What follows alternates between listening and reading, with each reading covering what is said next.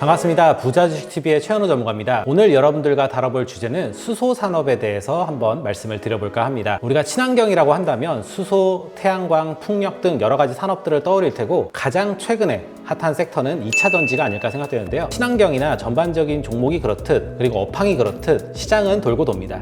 이럴 때일수록 바닥권에 있는 종목군들과 업황을 눈여겨보시면 여러분들의 하반기 수익률이 크게 개선될 거라 생각됩니다. 오늘은 그 첫 번째 시간으로 한번 수소 산업을 말씀을 드려볼까 합니다. 수소 산업이 어떻게 지금 모멘텀이 나오고 있고 관련된 종목과 투자 포인트를 한번 말씀을 드려볼 텐데요. 일단 수소 산업을 말씀드리기 전에는 2차 전지, 전기차 시장을 얘기를 안 해드릴 수가 없을 것 같아요. 지금 수소 산업을 바라보는 대다수의 기업들이나 수소 산업을 투자하고 있는 사람들이 어떻게 보면 2차 전지 업황의 상승을 기대하면서 배팅을 한 부분이 분명히 있고요. 지금의 기업들도 어느 정도 모멘텀을 계속해서 챙겨가고 있습니다. 전기차 시장과 테슬라 시장의 성공을 누구도 예견하지 않았지만 시장에서 성공을 거두었고 막대한 돈을 축적하였습니다. 수소차 역시 그리고 수소 시장 역시 마찬가지입니다. 이제 돈 벌 비즈니스라고 정의할 수 있을 것 같고요. 그리고 돈을 벌고 있는 비즈니스이기도 합니다.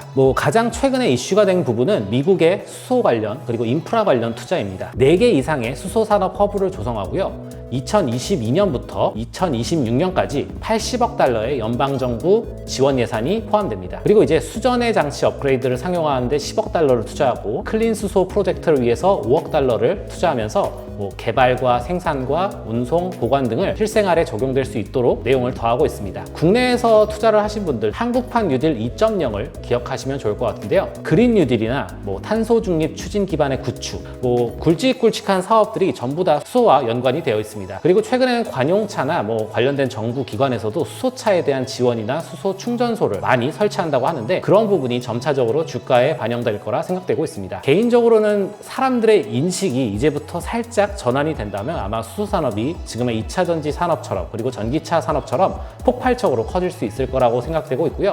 향후 모멘텀이나 정책적인 부분을 제하더라도 이미 주가적으로 많은 조정폭이 있었기 때문에 지금부터 안전하게 종목군들을 챙겨가시면 좋을 것 같습니다. 우선 가장 중요한 종목은 대장주겠죠. 대장주는 두산 퓨어셀입니다. 여러분들이 성장주를 투자하시거나 아니면 바닥권에 있는 대표적인 대형주 플레이를 하시는 분이라면 아마 두산 퓨어셀을 주목하셨을 거라 생각되는데요. 두산 퓨어셀 같은 경우에는 수소 산업의 어떻게 보면 핵심 종목이라고 할 수 있을 것 같고요. 그리고 수소 섹터를 이끄는 대장주 역할이기도 합니다. 물론 2분기 실적이 전반적으로 조정폭이 있으면서 사람들의 기대치가 많이 다운된 건 사실이지만 개인적으로 두산 퓨어셀의 성장은 이제부터 시작이라고 생각되고 있고요. 두산 그룹에서 지금 가장 중점적으로 두는 사업이 두산 퓨어셀과 두산 중공업이고 이 두 개의 기업이 어떻게 보면 수소 산업의 핵심 축을 담당하는 걸 생각한다면 이 수소 산업이 확장됨에 따라서 두산 그룹의 운명도 바뀔 거라 생각하고 있습니다. 개인적으로 수소 시장을 국내 시장으로만 한정하고 본다면 세계 글로벌단의 업체들이나 시장에서의 관계자들이 국내 시장을 굉장히 부러워합니다. 정부 정책의 막대한 지원도 있겠고 아니면 수소 산업에 대한 어떠한 기술력들이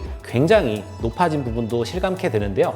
여러분들이 알고 있는 일반적인 기업들, 현대차나 기아차들이 수소차를 생산하고 그것들을 상용화하는 거에 있어서 어느 정도의 막힘이 없는 기술력을 보유한 부분도 있고 그리고 이제 수소 관련 충전소가 정부 정책에 의해서 이렇게 꾸준하게 지어지는 부분도 모멘텀으로 볼 수 있을 것 같습니다. 그리고 국내 산업 중에 가장 강력한 기반 산업 중에 하나인 현대차나 포스코 그리고 두산중공업 같은 국내 대표 굵직굵직한 회사들이 다 수소와 관련된 프로젝트를 진행하고 있는 만큼 두산 퓨어셀과 이들과의 관계들을 한번 잘 비교해 보신다면 여러분들이 충분한 수익을 거둘 거라 생각하고 있습니다. 그리고 두 번째는 여러분들이 조금 좀 추세를 타거나 차트적으로 좀 모멘텀 투자를 하시는 분이라면 효성 쪽을 한번 주목해 보시면 좋을 것 같습니다. 효성 첨단 소재, 효성 중공업, 효성 화학, 효성 관련 종목군들의 2차 모멘텀이 어떻게 보면 수소로 시작될 거라고 사람들은 얘기하고 있습니다. 최근 기관뷰를 보면은 효성 첨단 소재 목표가가 상향 조정되면서 이런 부분이 부각되었는데요.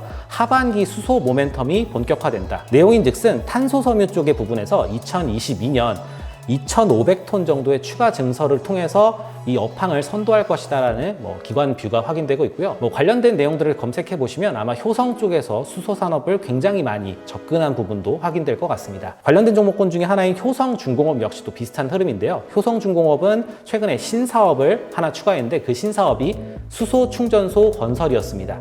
그래서 여러분들이 수소 관련주에서 조금 좀 차트적으로 좀 다이나믹한 매매를 원하신다. 그리고 좀 상방 추세에서 물량을 더하고 싶다.